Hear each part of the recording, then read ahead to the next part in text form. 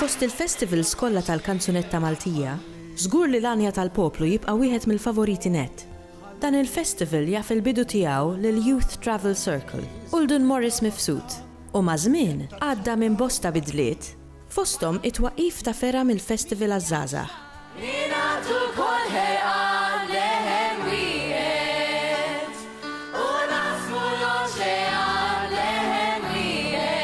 L-Anja tal-Poplu kien esperiment ta' grupp żgħir ta' żgħażagħ, il-famuża YTC, Youth Travel Circle.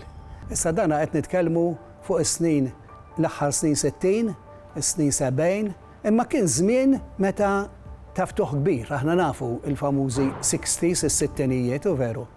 Kemm ħarġu idea ġodda u ħarġu anke ħafna protesta kontra d-dinja ta' qabel. Il-famużi Beatles u Bob Dylan u dawn in-nies. U qed insemmi nies tal-kanzunetti għaliex il-YTC ta' importanza kbira lill-kanzunetta.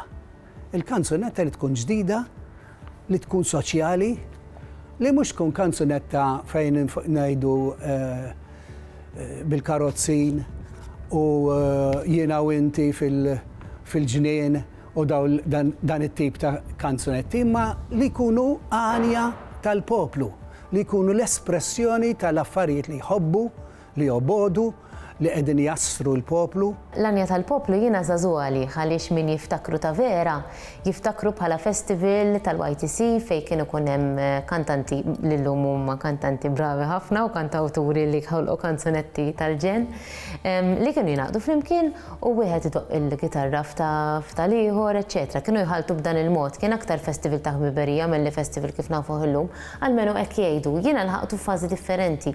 Ilħaqtu f'fażi fejn kważi kienet jitlef is-sens tiegħu għaliex kienet isir fuq it-television, b'mod kummerċjali, eċċetera. U il-mod kif kont nikteb jiena kien konformi ħafna ma' dan il-festival u hemmhekk sibt bejta ta' persuni li inkoraġġewni, tawni dak l-inkoraġġament li kelli bżonn biex inkompli. Mal-milja ta' żmien, il-festival jiena rajtu żelaq ftit, reġa' sab saqajh, reġa' kważi kien se jiżloq u reġa' sab saqajh. Issa dan l-aħħar ħa qafas partikolari bis-sem tal-Orkestra Live, tal-Malta Concert Orchestra, arranġamenti għall-orkestra, għal kull kanzunetta, jiġifieri ħa xejra kompletament differenti, jisu reinventa ruħu sab skop ġdid. Ma nistax ngħid li l-Festival l-Anja tal-Poplu huwa dak li kien la meta bdejt jien u laqas dak li jirrakkontaw li kien fil-passat. Se ma għadux fidil daqshekk jien nixtiequ li jibqa', verament nixtiequ li jibqa' fidil lejn l-ewwel sejħa tiegħu. U dan narah minn żewġ affarijiet bħala prova. Il-fatt li fl-aħħar festivals, l-aħħar 3-4 festivals pereżempju, nara li il-problemi l-kbar illi naqraw kuljum fil-gazzetti fuq Malta mhumiex jidhru. Mela għada, Anja tal-Poplu, għadu il-Pols tal-Poplu dan.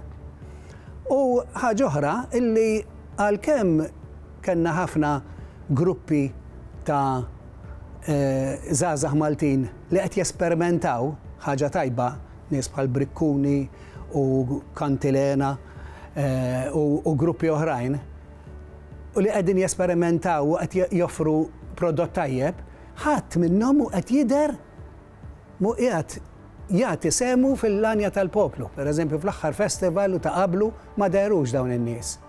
Sewa dawn huma affarijiet li jinkwetawni u nixtieq verament illi jiġu korreġuti biex l-Anja tal-Poplu ikompli fis-sejħa u jagħti il-kontribut kbir li kien qiegħed jagħti li ta' matul l-istorja tiegħu. Naħseb illi għadu relevanti bħala festival ieħor mal-oħrajn. Naħseb dik l-uniċità li kellu b'xi mod qed tintilef.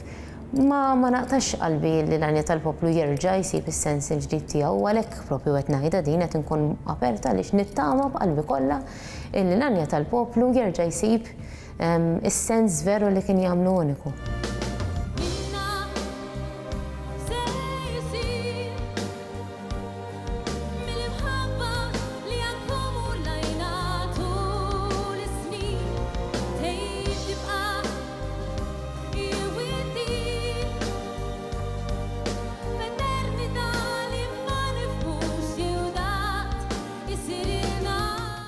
Il-Sinna jixtieq jirringrazzja lill-Kunsill Nazzjonali tal-Ilsien Malti, lid-Dipartiment tal-Malti fil-Fakultà tal-Arti l-Università, lill-Ministeru għall-Edukazzjoni u x-Xogħol u lill-Aġenzija Nazzjonali tal-Litteriżmu.